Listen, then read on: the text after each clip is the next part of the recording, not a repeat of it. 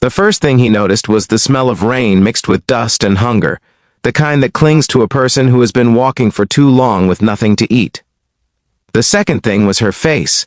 Standing at the gates of his mansion, thin shoulders wrapped in a faded shawl, eyes too old for her age, she asked a question so quietly it almost disappeared into the wind.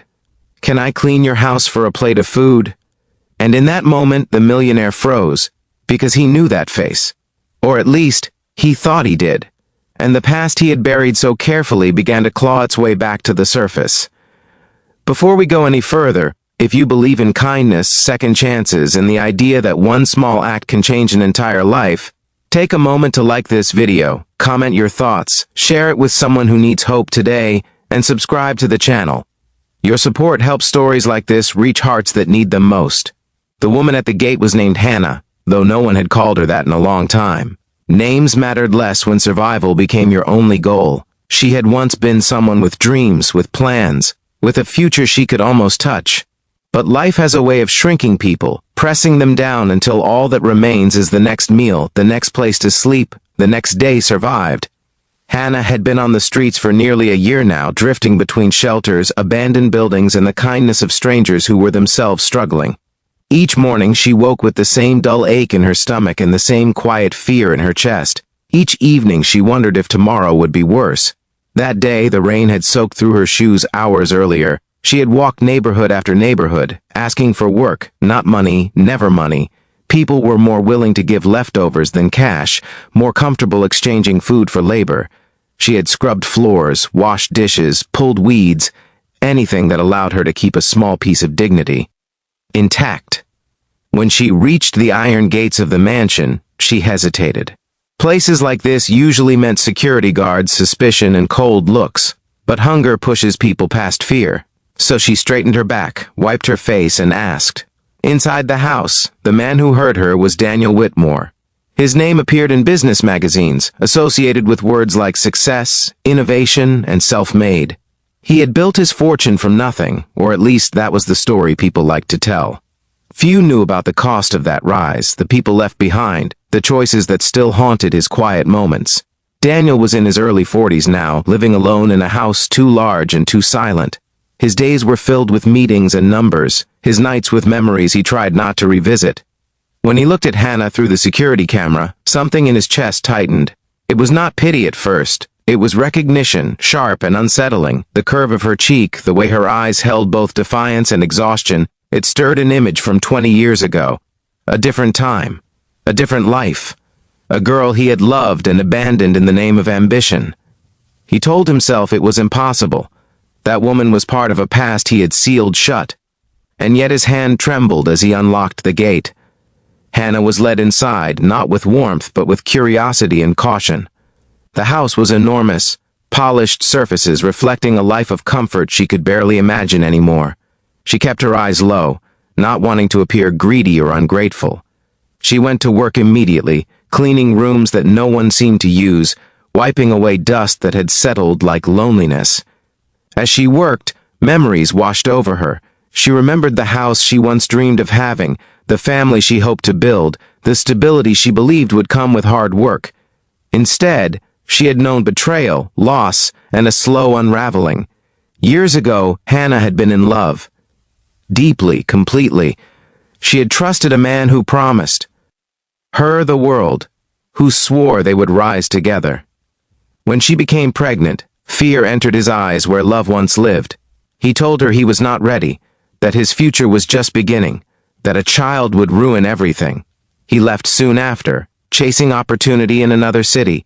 Hannah lost more than him. She lost her job when the pregnancy complications kept her from working long hours. She lost her apartment when medical bills piled up. And she lost her baby in a hospital room filled with silence and fluorescent light. After that, life never quite found its way back to her. Daniel watched her from a distance as she cleaned, his mind unraveling. The timelines matched too closely. The age, the face, the quiet strength beneath exhaustion. Guilt he had buried under success began to surface, heavy and suffocating. He remembered the letters he never answered, the phone calls he ignored, the way he convinced himself that leaving was necessary. He had told himself she would be fine, that she would move on, that pain faded. But standing there, watching her scrub his floors for food, he realized how wrong he had been. Hannah finished her work as the light outside began to fade. Her hands were raw, her back aching, but there was a small sense of pride in having earned her meal. She waited, unsure of what would come next, prepared for nothing more than a plate handed through distance. Instead, she was given food and asked to sit, an invitation that felt almost unreal. As she ate slowly and carefully, Daniel studied her face again, the final pieces falling into place. There was no longer any doubt. This was the woman he had once loved, the woman he had broken. For Hannah, the meal was more than food. It was warmth. It was being seen, if only briefly, as human again. She felt something shift inside her, a tiny crack in the wall she had built around her heart. Still, she did not allow herself hope. Hope had betrayed her too many times before. She finished, thanked him with quiet sincerity, and prepared to leave, assuming that this small kindness was all the world had to offer her today. But Daniel could not let her walk back into the night. The weight of his past pressed too heavily on his chest. He knew he could not undo what he had done, could not erase years of suffering with one meal or one gesture. But he could choose differently now. He could finally face the consequences of his choices, not by words, but by action. He offered her more work, a place to stay temporarily, a chance to rest without fear. Hannah was wary. Trust did not come easily anymore. But exhaustion won, and she accepted, telling herself this was temporary, just another step on a long road. Days passed, then weeks.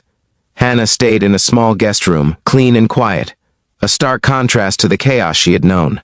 She worked around the house, and slowly something in her began to heal.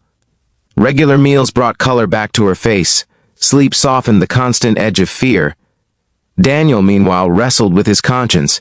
He wanted to tell her the truth, to confess, to apologize for a lifetime of pain, but fear held him back. Fear of reopening wounds, fear of being rejected, fear that forgiveness might be impossible. The truth came out not in words, but in moments, in the way Daniel watched her with regret, in the way he flinched at certain memories. And finally, in a photograph Hannah found while cleaning his study, an old picture of them, young and smiling, taken on a day when the future still felt safe. The realization hit her like a physical blow. The man who had abandoned her was standing in the next room. The man whose success had been built on the ruins of her life. The confrontation was painful, raw, and filled with years of unspoken grief. Hannah felt anger, betrayal, and a deep, aching sadness all at once. But she also saw something new in Daniel. Not the ambitious young man who had run from responsibility, but an older one, broken by his own regrets. Forgiveness did not come easily. It came slowly, through tears, through honesty, through acknowledgement of harm done. Daniel did not ask to be absolved. He asked only for the chance to make things right in whatever way she allowed. What followed was not a fairy tale, but something more powerful. Daniel helped Hannah rebuild her life, not as charity, but as restitution. He supported her education, helped her find stable work, and ensured she had access to counseling and care. He used his resources not to erase the past, but to honor it by changing the future. Hannah, in turn, reclaimed pieces of herself she thought were lost forever. Her strength, her intelligence, her capacity to hope. She learned that survival had not stripped her of worth. It had proven her resilience. Near the end of this story, as Hannah stood in her own small apartment for the first time in years, sunlight spilling across a space that was truly hers, she understood something profound. That one question, asked in desperation at a gate, had opened a door not just to food, but to healing. And for Daniel, the moment he froze had become the moment he finally began to atone. If this story touched your heart, if it reminded you that kindness can come too late but still matter, or that redemption is possible even after great failure, please take a moment now to like, comment, share, and subscribe. Your engagement helps keep these stories alive and reaching those who need them. And before this video ends, we have one special request for you.